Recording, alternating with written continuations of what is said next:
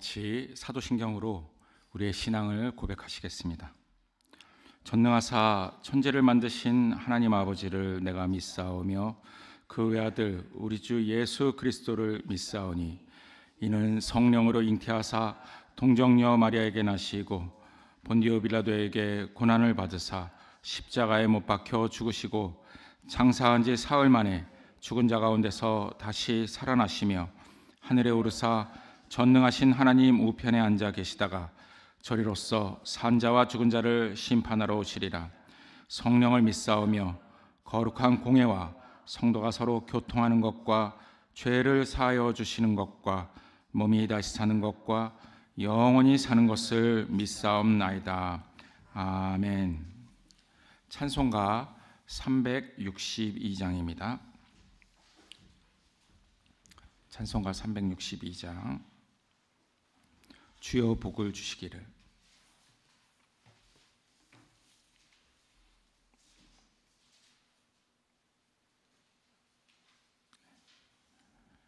(362장) 다 찾으셨으면 함께 찬송하시겠습니다.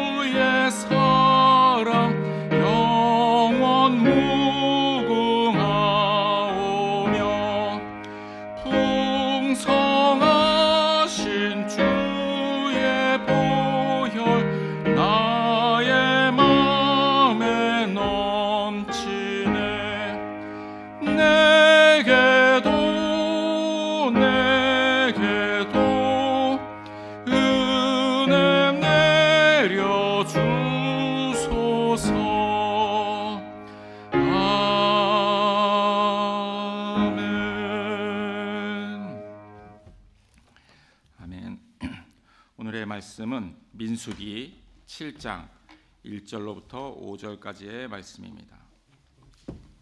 민수기 7장 1절로부터 5절까지의 말씀입니다. 구약 240페이지입니다.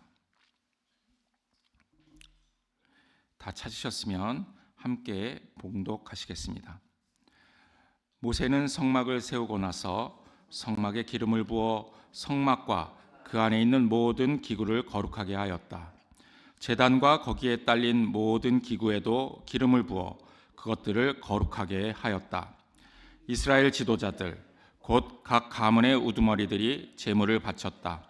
그들은 지파의 지도자들로서 직접 나서서 인구조사를 한 사람들이었다. 그들이 주님 앞에 제물을 가져왔는데 덮개가 있는 수레 6대와 황소 12마리였다. 수레는 지도자 2사람에게 한 대씩이고 황소는 각자 한 마리씩이었다. 그들이 제물을 성막 앞으로 가져왔을 때 주님께서 모세에게 말씀하셨다. 너는 그들에게 제물을 받아서 레위 사람에게 주고 각자 자기 맡은 일에 따라 회막일에 쓰도록 하여라. 아멘. 모세는 성막을 세우고 나서 성막에 기름을 발라 성막과 그 안에 있는 모든 기구들을 거룩하게 하였습니다. 이 거룩하게 하였다는 것은 과연 무슨 뜻일까요? 바로 하나님 앞에 합당하게 되게 만들었다, 그런 뜻입니다. 아담과 하와의 타락은 모든 만물에 미쳐서 온 세상을 타락하게 하였습니다. 그렇기 때문에 하나님께서 만들라고 명령하신 성막과 그 안에 쓰일 기구들이라 하더라도 그 자체로는 하나님의 영광에 미치지 못하게 된 것입니다.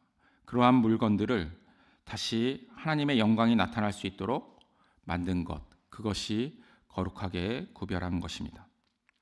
성막에 기름을 발라 거룩하게 구별한 일은 성막 완공 후 바로 된 것이 아니라 얼마간의 시간이 경과한 어느 날에 이루어진 것으로 봅니다.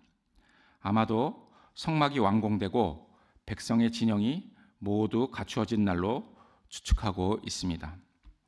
성막을 짓자마자 기름을 부은 것이 아닙니다. 이러한 일은 우리로 하여금 오순절 다락방의 사건을 생각나게 합니다. 왜냐하면 고린도전서 3장 16절에서 17절의 말씀이 이렇게 말씀하기 때문입니다. 여러분은 하나님의 성전이며 하나님의 성령이 여러분 안에 거하신다는 것을 알지 못합니까?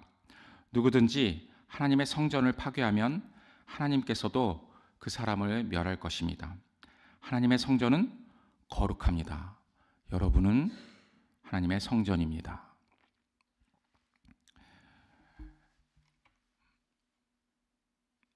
예수님께서 그 이스라엘 백성에게 이렇게 말씀하셨습니다. 너희가 이 성전을 허물라. 그리하면 내가 사흘 만에 다시 성전을 짓겠다고 그렇게 말씀하셨습니다. 이것이 바로 그 성전이 바로 우리입니다. 예수님께서 십자가에서 죽으시고 다시 부활하신 지 50일 만에 그리고 성령께서 이 땅에 내려오셨습니다. 이 성령님께서는 기름 붓듯 우리에게 내려오신 것입니다. 고린도후서 1장 21절과 22절에서는 이렇게 말씀하고 있습니다. 우리를 너희와 함께 그리스도 안에서 굳건하게 하시고 우리에게 기름을 부으신 이는 하나님이시니 그가 또한 우리에게 인치시고 보증으로 우리 마음에 성령을 주셨느니라. 다시 한번 말씀드리지만 우리에게 왜 기름을 부으시고 우리 마음에 성령을 주셨습니까? 우리가 하나님의 성전이기 때문입니다.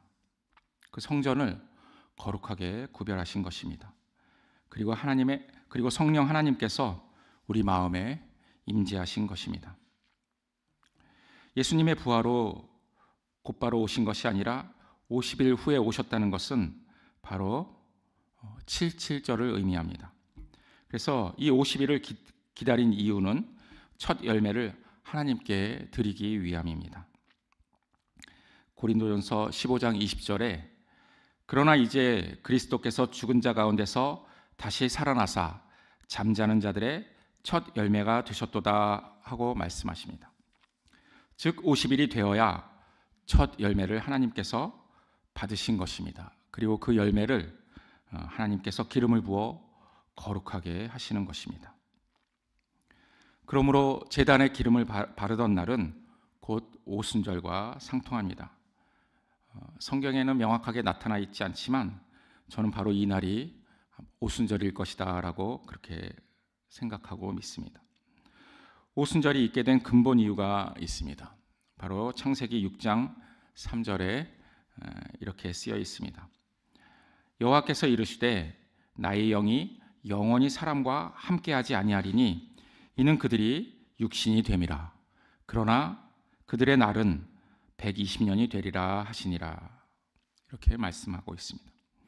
우리는 이로써 하나님의 영이 이 땅을 떠나신 이유와 그리고 사람이 120년밖에 살지 못하는 이유를 알 수 있습니다. 이 창세기 6장의 말씀이 지켜지고 또 하나님의 영이 사람과 다시 함께 있으려면 육신이 된 모든 사람들은 죽어야 합니다. 그래서 하나님은 그리스도를 보내셔서 우리로 하여금 예수 그리스도 안에서 죽게 하셨습니다. 그리고 77절 곧 오순절에 첫 열매이신 그리스도를 받으시고 그 뒤를 따르는 우리를 다시 성막으로 성전으로 삼으시고 기름을 부으셨습니다. 성막과 제단과 그리고 모든 기구에 기름을 부어 그것들을 거룩하게 한 후에 이스라엘의 지휘관들 곧 각 지파의 족장들이요 또 그 지파의 지휘관으로서 인구조사를 한 사람들이 하나님께 헌물을 드렸습니다. 인구조사는 군인이 될 수 있는 20세 이상의 남자를 대상으로 했기 때문에 이 지도자들은 곧 군대의 지휘관이 됩니다. 그들이 주님 앞에 드린 헌물들은 이건 제가 이제 제물이라고 안 하고 헌물이라고 얘기한 것은 제사의 제물로 바쳐지지 않은 것이기 때문입니다. 어쨌든 이 헌물은 덮개가 있는 수레 6대와 황소 12마리였습니다. 황소는 그 12지파의 족장 각자 한 마리씩이었는데 이제 황소 2마리가 수레 한 대를 끌게 된 것을 말합니다. 주님께서는 모세에게 말씀하시기를 헌물을 받아 레위 사람에게 주어 각자 맡은 일에 따라서 회막 봉사에 쓰게 하라고 그렇게 하셨습니다. 이 수레와 황소는 이제 그 게르손 자손, 이 게르손 자손은 성막의 휘장들과 덮개 등 이렇게 비교적 가벼운 물품을 맡았는데 그들에게 수레 2대와 황소 4마리를 이렇게 주셨습니다. 그리고 성막의 널판이나 기둥, 띠, 받침, 말뚝 등 무거운 물건을 운반하는 무라리 자손에게는 수레 4대와 황소 8마리를 이렇게 주셨습니다. 그리고 가장 중요한 고앗 자손들은 이제 언약궤를 어깨로 메어야 하기 때문에 수레와 황소를 주시지 않았습니다. 또한 지휘관들은 제단에 기름을 부어 거룩하게 하던 날에 제단에 봉헌물을 드렸습니다. 이때는 하루에 한 사람씩 제단에 봉헌물을 드렸습니다. 이건 제물이죠. 하루 한 사람씩 순서대로 봉헌물을 바쳤다는 것은 하나님의 행사가 질서와 규모가 있다는 그러한 말씀입니다. 이 순서가 곧 이스라엘 지파의 행군하는 순서였습니다. 첫날 바친 사람이 유다 지파의 지휘관이라는 것은 유다의 자손인 예수님께서 맨 앞에 서신다는 말씀입니다. 그리고 12명의 족장은 모두 같은 봉헌물을 드립니다. 각 족속의 크기나 힘에 상관없이 하나님 앞에는 모두가 똑같습니다. 교회로 말하자면 큰 교회나 작은 교회나 다 하나님께 드리는 것이 똑같다는 말씀입니다. 그래서 교회가 크다고 자랑할 것도 없고 교회가 작다고 하나님께 드리는 것이 적은 것이 아닙니다. 그런데 이 각 사람이 바친 제물에 대해서 성경은 그것을 일일이 기록하고 있습니다. 모두 똑같이 드렸다라고 그렇게 말하면 되는데 이렇게 하나하나 각 사람이 바친 거 하나하나 같은 것을 일일이 그렇게 기록한다는 것은 그만큼 중요하다고 하는 것입니다. 이 제물에 대해서 하나하나 설명하자면 너무 길어서 화목제물 한 가지에 대해서만 말씀드리겠습니다. 이 화목제물은 다른 제물에 비해서 종류와 수가 많습니다. 이것은 하나님과 화목하는 것이 어렵다는 것을 뜻하는 것은 아닙니다. 화목하는 시간이 길다는 것을 이렇게 뜻합니다. 목표란 다음 유지하는 것, 바로 그것이 중요하다, 그러한 말씀입니다. 끝으로 민수기 7장 88절을 보겠습니다. 다 함께 보시겠습니다. 88절입니다.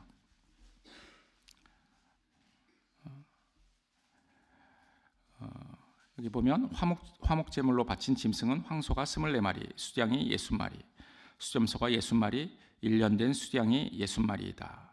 이것이 제단에 기름을 부어서 제단을 거룩하게 한 다음에 바친 제단 봉헌 제물이다. 이 모든 제물들은 제단에 기름을 부어서 제단을 거룩하게 한 다음에 바친 그러한 제단 봉헌 제물입니다. 이 말씀은 사도행전 1장 8절의 말씀과 연결해서 생각을 해볼 수 있습니다. 사도행전 1장 8절 말씀 제가 봉독하겠습니다. 오직 성령이 너희에게 임하시면 너희가 권능을 받고 예루살렘과 온 유대와 사마리아와 땅끝까지 이르러 내 증인이 되리라 하시니라. 우리가 예수님을 구주로 믿고 십자가의 죄사함을 믿을지라도 성령께서 우리에게 임하시지 않으면 우리는 능히 증인이 될 수 없습니다. 제단이 기름 부음을 받아서 거룩하게 되어야 이 제물들을 하나님께서 받으시는 것입니다. 그 전에는 이 제단이 하나님 앞에 합당하지가 않습니다. 이 성령의 임재는 오순절에 이미 이 땅에 오셨습니다. 그러나 죄사함이 선포되는 곳에 성령님은 또 임재하십니다. 사도들은 믿는 자들이 성령에 대해서 모를 때 그들에게 안수하여 성령을 받게 그렇게 하였습니다. 우리는 성령께서 임하실 때야 비로소 성전으로서의 기능을 제대로 하게 되는 것입니다. 그렇게 될 때 우리는 주님의 증인이 될 수 있습니다. 우리가 성령을 사모해야 하는 그러한 이유입니다. 우리가 성령의 임재로 말미암아 거룩한 성전이 되었다면 또한 우리는 입조심을 해야 할 것입니다. 자신의 판단에 의해 다른 성도들을 정죄하지 말아야 합니다.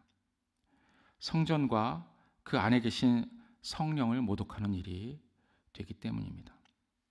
우리 안에 계시는 성령님께서는 우리를 정죄하지 않으십니다. 또한 정죄하지 않을 뿐만 아니라 우리를 권면하고 계십니다. 데살로니가전서 5장 10절 11절 말씀으로 오늘의 말씀을 마치겠습니다. 예수께서 우리를 위하여 죽으사 우리로 하여금 깨어 있든지 자든지 자기와 함께 살게 하려 하셨느니라. 그러므로 피차 권면하고 서로 덕을 세우기를 너희가 하는 것 같이 하라. 아멘. 기도하시겠습니다. 우리를 사랑하셔서 기름 부으심으로 우리를 거룩하게 하신 하나님 아버지께 감사드립니다. 우리가 말씀을 사모할 때도 또 말씀을 잊어버릴 때에도 항상 우리와 함께 계시고 우리와 함께 사시는 예수 그리스도의 말씀을 붙잡습니다. 오늘도 우리를 권면하시고 서로 덕을 세울 수 있도록 우리에게 주님의 새 힘을 부어 주시옵소서. 예수 그리스도 이름으로 기도 올립니다. 아멘. 하늘에 계신 우리 아버지여, 이름이 거룩히 여김을 받으시오며 나라의 마옵시며 뜻이 하늘에서 이룬 것 같이 땅에서도 이루어지이다. 오늘날 우리에게 일용할 양식을 주옵시고 우리가 우리에게 죄 지은 자를 사하여 준 것 같이 우리 죄를 사하여 주옵시고 우리를 시험에 들게 하지 마옵시고 다만 악에서 구하옵소서. 대개 나라와 권세와 영광이 아버지께 영원히 있사옵나이다. 아멘.